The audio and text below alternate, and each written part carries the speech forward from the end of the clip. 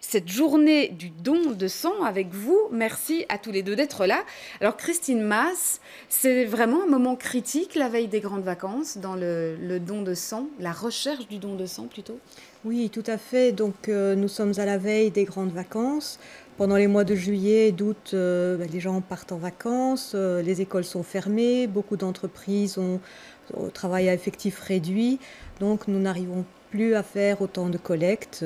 Donc, nous récoltons moins de sang pendant ces mois-là. Et donc vous avez déjà eu des problèmes de manque de stock de sang pendant les vacances ou pendant Mais cette ça période? nous arrive régulièrement de voir, par exemple, vers la mi-août, de faire un appel dans les médias pour vraiment faire un appel aux dons et les gens se mobilisent à ce moment-là.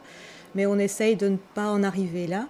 Donc de là, notre campagne actuelle, vers la mi-juin, si nous faisons une campagne et que nous arrivons à vraiment mobiliser nos donneurs avant qu'ils partent en vacances, notre but, c'est de gonfler nos stocks pour pouvoir passer ce cap difficile des vacances d'été. Est-ce que vous avez toujours des craintes quand même au moment de ces campagnes qui sont des veilles de moments critiques, de ne pas trouver assez de personnes pour avoir suffisamment de stock? Et là, je pense que vous visez quelque chose comme 5000 poches, c'est-à-dire Oui. 5000 donneurs, hein. Mais en temps normal, nous essayons d'avoir un stock par semaine d'environ 3000 poches.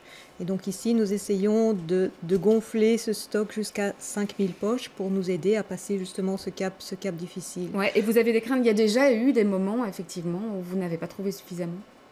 Mais nous avons parfois des périodes de pénurie où nous devons un peu rationner, je dirais, les hôpitaux.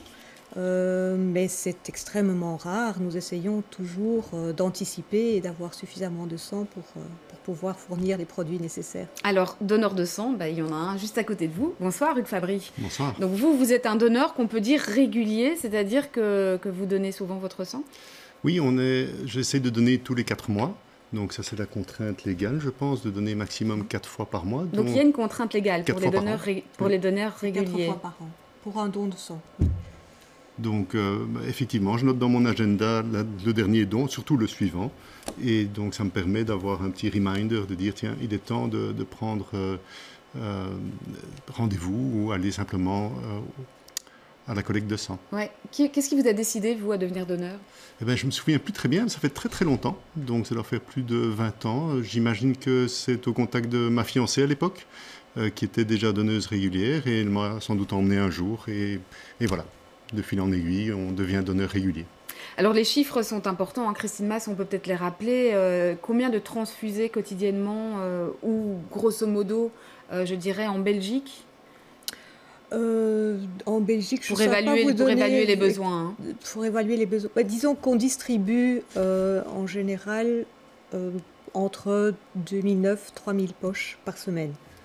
Donc ça, ce sont les poches qui sont distribuées dans les hôpitaux. Je vous propose qu'on regarde tout de suite deux témoignages de personnes qui ont reçu du sang et qui ont pu, grâce à ça, pu être soignées dans leur maladie. Ce sont deux témoignages que l'on trouve d'ailleurs qui ont été enregistrés par la Croix-Rouge. J'ai été à l'hôpital, on m'a diagnostiqué une leucémie. On m'a donné des plaquettes et donné du sang. Ce traitement a pu continuer et j'ai eu, c'est vrai, de la chimiothérapie, de la radiothérapie, quelque chose de lourd et de très lourd, mais qui m'a permis de survivre et de vivre. Bon, au début, c'était quasi tous les jours que j'avais du sang. Donc j'ai vraiment consommé une très grande quantité. Je remercierai jamais assez tous les gens qui ont contribué à ma guérison. Excusez-moi, ça fait 2 ans, je suis toujours aussi émue. Mais voilà, maintenant je m'en suis sortie. C'est grâce à tous ces gens au dos de sang. D'émotion, effectivement, dans ces témoignages. Hugues Fabry, c'est un des éléments aussi qui vous a sensibilisé à cette question-là, c'est le fait d'avoir été en contact avec des personnes qui étaient malades et qui avaient besoin de sang? Oui, c'est venu a posteriori, mais en étant en contact avec des gens, effectivement, qui avaient, entre autres, la leucémie, on se rend compte du besoin énorme en sang. Donc on sauve aujourd'hui beaucoup d'enfants, principalement, qui ont la leucémie, mais on ne les sauve pas sans leur donner énormément de sang. Et donc avoir été en contact avec ces enfants malheureusement malades sensibilise énormément à l'importance encore plus grande qu'on l'imaginait de ce don de sang.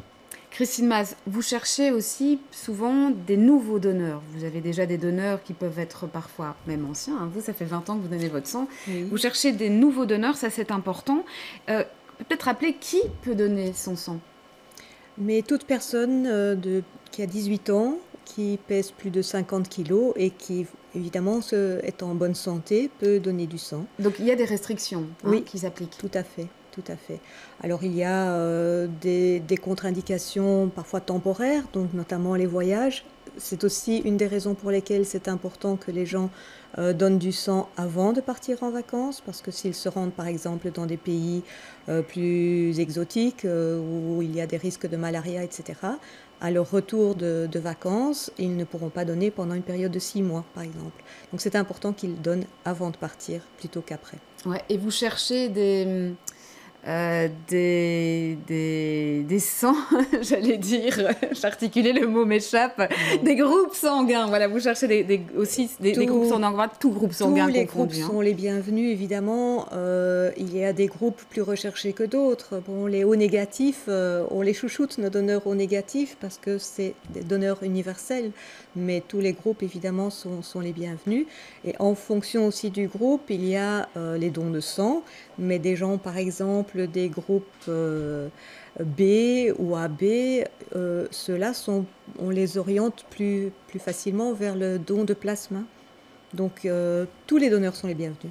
Alors, peut-être dernière chose sur ces campagnes, on a l'habitude maintenant de les voir, vos campagnes pour le don de sang. Est-ce qu'elles marchent encore? Ou est-ce que les gens se lassent ou s'habituent à ce type de campagne et n'y réagissent plus? Non, je pense que mais c'est un effort continu. Il faut régulièrement rappeler l'importance du don de sang. Et les gens, quand on les sollicite, en général, ils répondent positivement à nos appels. Je ne pense pas qu'il y a une lassitude qui s'installe. Mais nous sommes, nous aussi, vigilants à ne pas exagérer, enfin je veux dire, ou solliciter les gens trop souvent, justement pour que cette lassitude ne s'installe pas. Hugues Fabry, c'est important, vous pensez des journées comme aujourd'hui, des journées internationales du donneur de sang, ça peut avoir un effet? Oui, effectivement. Moi, j'ai souvenir que fréquemment, pendant les vacances, je suis appelé pour donner mon sang. Donc, je reçois un coup de fil. Encore pas plus tard que ce matin, j'ai reçu un coup de fil, mais pour mon épouse. Et j'imagine que si on nous appelle, c'est qu'il y a un besoin et que les donneurs réguliers risquent d'être en vacances ou indisponibles. Donc, on a toujours besoin de nouveaux donneurs. Et tout le monde ne peut pas donner, donc le nouveau donneur est très important pour moi. Eh bien, merci à tous les deux. On rappelle, oui, Christine Maz. Oui, donc je voudrais rappeler que tous nos centres de prélèvement sont ouverts samedi de 10h à 17h. Donc, nous attendons les donneurs. Oui, parce que d'habitude, c'est en semaine. Donc là, vous ouvrez le samedi précisément pour que les gens qui travaillent en semaine, qui ont des indisponibilités, puissent venir samedi. Donc, je rappelle que toutes les infos sont aussi sur votre site, lacroixrouge.be.